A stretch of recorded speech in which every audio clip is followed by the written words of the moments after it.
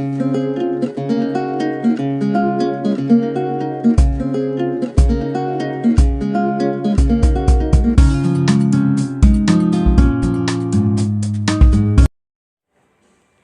guys, salam dan bahagia.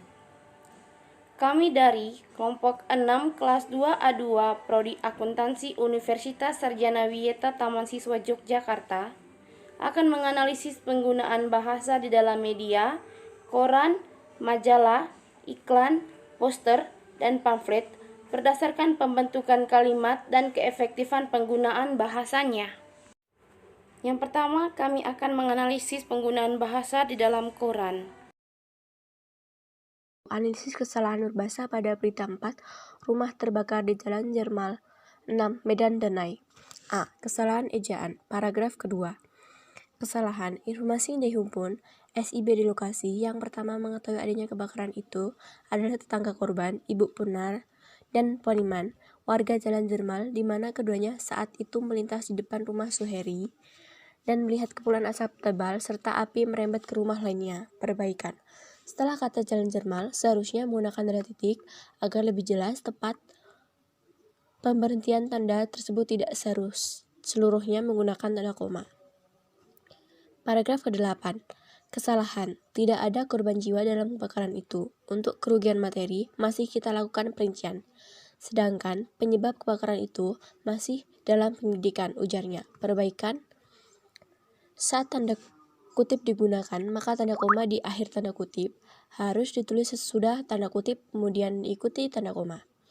Seperti tidak ada korban jiwa dalam kebakaran itu. Untuk kerugian materi, masih kita lakukan perincian. Sedangkan penyebab kebakaran itu masih dalam penyelidikan, ujarnya. B. Kesalahan morfologi. Ilmu bahasa yang membicarakan morfem dan bagaimana morfem itu dibentuk menjadi sebuah kata. Pada paragraf kelima, kesalahan kata berhamburan merupakan kesalahan. Untuk perbaikan, seharusnya ditulis menjadi berhamburan. Lalu, kesalahan tak lama seharusnya ditulis menjadi tidak lama. Lalu, kesalahan penulisan kata keempat menggunakan angka. Untuk perbaikan, penulisan harus ditulis dengan huruf, bukan angka. Paragraf ke-6, kesalahan kata memintai. Perbaikan dapat diubah menjadi meminta. Pada paragraf ke-7, kesalahan kata barang bukti yang digabung merupakan kesalahan. Untuk perbaikan, seharusnya ditulis secara terpisah menjadi barang bukti. Selanjutnya, kesalahan kata police line. Untuk perbaikan, jika dalam tulisan menggunakan bahasa asing, maka penulisnya harus menggunakan huruf miring. C. Kesalahan sematik adalah yang berkaitan dengan bahasa tulis maupun lisan, penekanan pada penyimpanan makna. Pada paragraf ke-1, kesalahan di kata si jago merah memiliki ungkapan yang berbeda dengan semestinya atau ada makna yang tersembunyi. Perbaikan, kata si jago merah mengandung makna yang berarti api, sehingga seharusnya ditulis menjadi api. D. Kesalahan sintaksis adalah kesalahan atau penyimpangan struktur frasa, klausa, atau kalimat, serta ketidaktepatan pemakaian partikel. Pada paragraf kedua, kesalahan informasi dihimpun SIB di lokasi yang pertama mengetahui adanya kebakaran itu adalah tetangga korban, Ibu Purna dan Poniman, warga Jalan Jermal, di mana keduanya saat itu melintas di depan rumah Suheri dan melihat kepulan asap tebal serta api merembet ke rumah lainnya.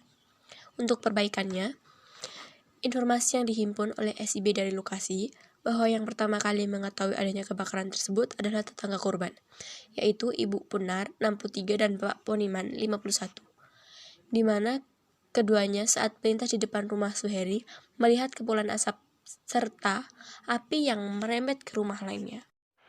Yang berikut menganalisis penggunaan bahasa di dalam majalah.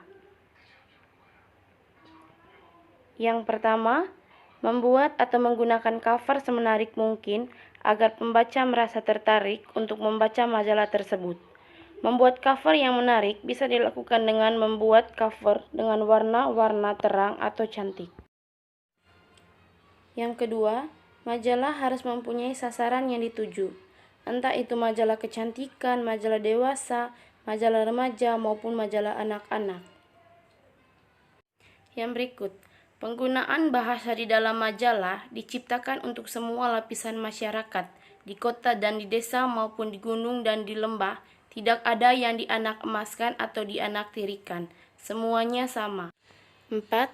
Bahasa di dalam majalah harus menggunakan bahasa yang populer dan akrab di telinga masyarakat. Tidak menggunakan bahasa yang sulit dicerna, serta menggunakan kata-kata yang bisa menggambarkan isi atau pesan dari majalah tersebut. 5. Bahasa di dalam majalah juga dikenal sebagai bahasa pers dan bahasa jurnalistik. Bahasa pers adalah ragam bahasa yang memiliki sifat singkat, padat, jelas, sederhana, dan menarik. Bahasa jurnalistik adalah bahasa yang baku. 3. Menganalisis penggunaan bahasa di dalam iklan. Adalah 1. Komunisuasif atau komunikatif dan persuasif.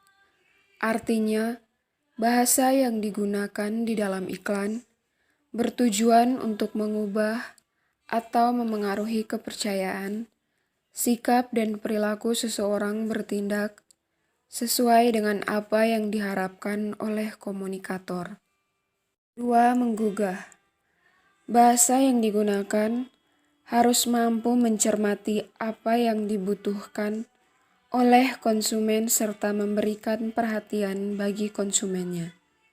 Seperti, karena hidup punya banyak rasa, sudah cocok dengan produk yang memiliki banyak rasa.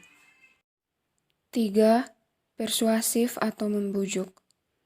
Rangkaian kalimat yang digunakan di dalam bahasa iklan harus mampu membuat pembacanya senang hati menerima iklan. 4. Bahasa yang digunakan di dalam iklan sederhana dan tidak bertele-tele. 4. Menganalisis penggunaan bahasa poster. Jadi yang pertama, bahasa yang digunakan pada poster bersifat persuasif atau mengajak. Poster juga mengandalkan perpaduan antara gambar dan kata-kata yang singkat, jelas, menarik, dan lengkap.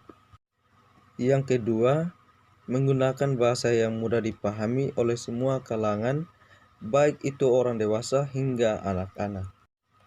Yang ketiga, pembaca poster ini adalah orang yang sedang bergerak, jadi tulisan poster dengan tulisan yang efektif, sugesti, dan mudah diingat.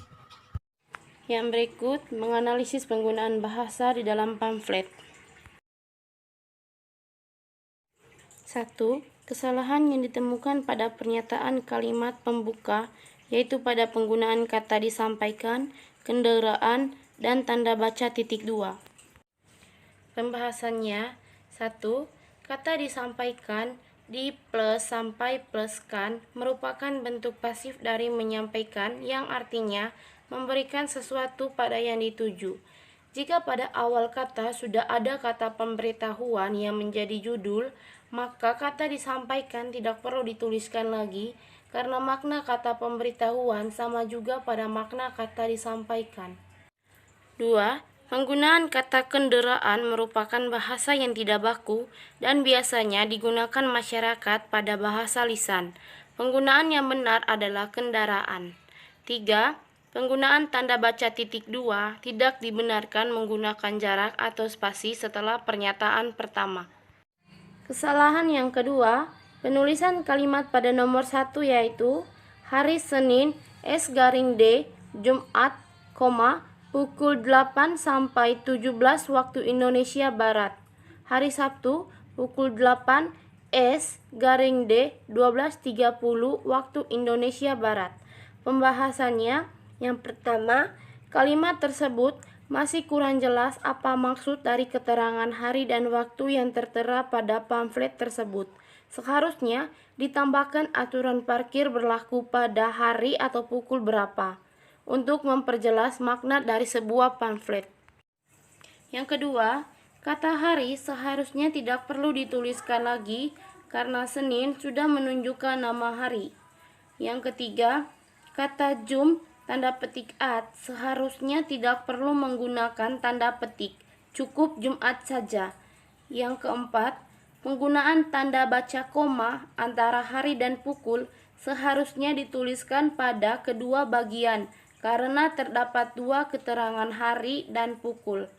5. Penggunaan singkatan S_D seharusnya diganti menjadi S.D karena tanda garing berfungsi sebagai pengganti kata.